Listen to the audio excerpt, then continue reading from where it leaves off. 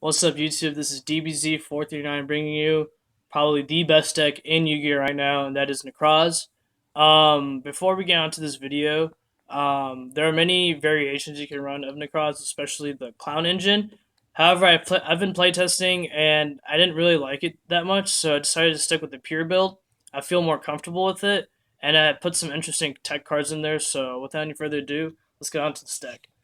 Um, so for the monsters, you obviously run triple Valk, uh, pretty much negate attack from hand, and once per turn you contribute up to two monsters from your hand or your side of the field to draw that many monsters you draw that many cards based on the monsters you tributed. So that's really good because you can clear your board and then just recycle your ritual spells from your graveyard and pretty much add them to your hand. So he's expensive for that reason. Like he's like $50 right now. Next you run double Brio, obviously because semi limited. But I just want to talk a little bit more about this card specifically because I know usually people run him for the searching the monster effect, but discarding him from the hand. But his second effect's really good. People underestimate it. When he's summoned, you get to spin two extra deck special summon monsters to your opponent's and you just pretty much bounce it. That's really good because a lot of decks they special summon from the extra deck. So like if their like field is swarmed with like those Xyz monsters, then you can just summon him and then just take care of business. Next we run double Trishula. Um, Now people usually run one. I love this card. People are always scared to get Trished, and with my deck, I could do double Trish. Well, pretty much for those of you who don't know what he does, if your Nekroz monster inside the field gets targeted, you get to discard him and negate the activation of the targeted card and destroy it. And also, when he's summoned, you get to target one card on your opponent's side of the field, one card in your opponent's hand, and one card in their graveyard. Banished it, but in order for you to activate that effect, they have to have stuff on the field and in their hand in the graveyard in order for you to activate this effect. So yeah, next we run triple Unicorn.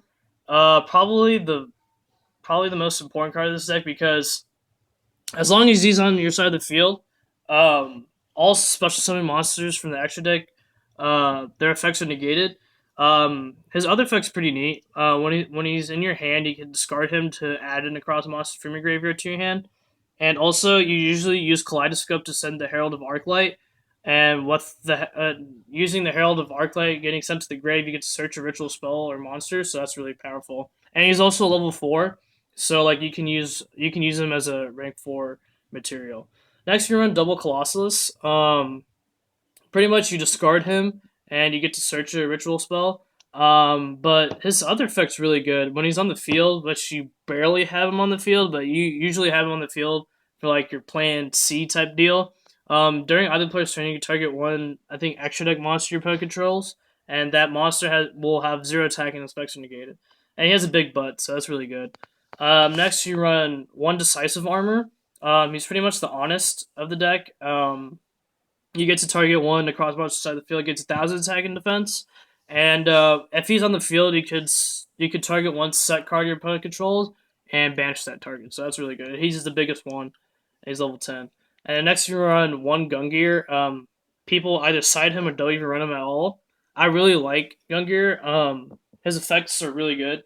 You can discard it to protect one of your Necroz monsters for that turn, or when he's on your side of the field during either player's turn, you can discard one Necroz card, I believe, from your hand to destroy one card your opponent's out of the field. So that's pretty good. Next, you run 6 of the Jews, Manju, and then triple Senju. Then you run one Dance Princess, really OP. When she's on your side of the field, your opponent can't respond to the summonings of Necroz monsters, and if she's used for attributing summon of a Necroz monster, you could add one Necroz banished card from your banish zone added to your hand. So that's really good, and she's level 4, so that's pretty OP. And one Shuret, I mean, obviously you can only run one now, but I realize now that when Konami limited this card, I was like, it wasn't a big deal, but now that I realize, he's actually really crucial to the deck because he can be used for whenever you ritual summon a Necroz monster, he can take the tribute for it from your hand or your graveyard. And when he's sent to the grave, you can search a warrior Necroz monster. So that's really, really good. Next, you run double Dekoseka. Um, this is really interesting because people either main one, side it, or don't run it at all. You barely run any back row, and Danko just shuts down so many decks. It's not even funny. It's just so awesome to normal summon your Danko, and your opponent can't respond to it besides warning, and just go off. And I mean, pretty much it's like game. Next, you run double Maxi because in order for your opponent to like get over your board, they have to special summon. So by having Max C, they tend to do the Max C challenge. Not only do you plus off of it, you usually have a Falcon hand. So not only do you protect your side of the field, but you plus off of it and just piss off your opponent, which is really cool. Um, so that's it for the monsters. That's a lot of the monsters. Next you run obviously double mirror, double kaleidoscope, and double recycle. Those are your ritual spell cards that you need. You only need 6. Any more than that is just too much, or any less is just ridiculous. So 2 of each is fine. Then you run 1 Regeki, double MST, double Rhoda, and then preparation of rites. You can add uh, one level 7 or lower ritual monster from your deck and add 1 ritual spell from your grave. So that's really OP. It's limited for a reason. So, and then for your traps, you run. This is supposed to be Vanity's Emptiness. For some reason, I don't have one right now, but this is just my substitute, I guess. And then Solemn Scolding, you barely run any back row besides MSTs and the Vanities, but if it's the only set card on your side of the field, it's the Solemn Judgment. And I feel that's really OP. People really underestimate this card because they don't main or side it. This card won me so many duels, like I can't even count. Even though it's only one card, like it's really good. Okay, so onto the side deck.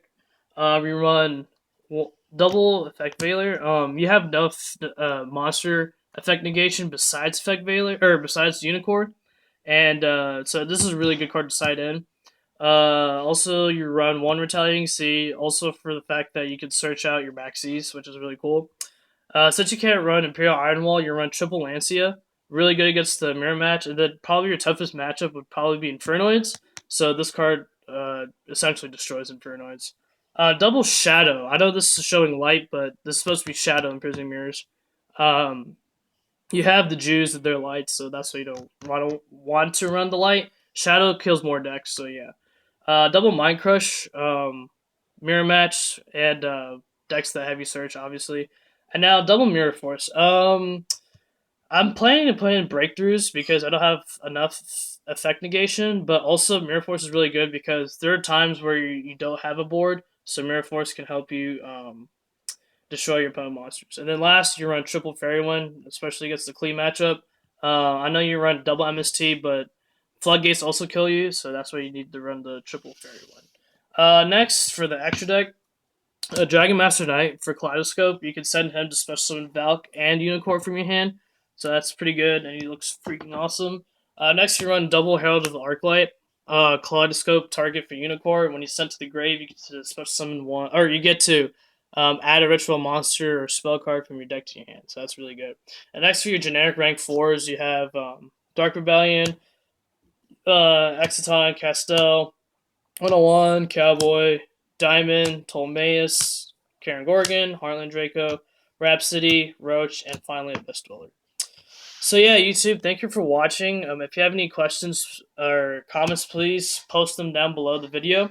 Also, hit the like button, and if you have any questions, please comment and check out my other videos. I have a lot of deck profiles, and I'd like your opinions. So thank you for watching. Have a nice day.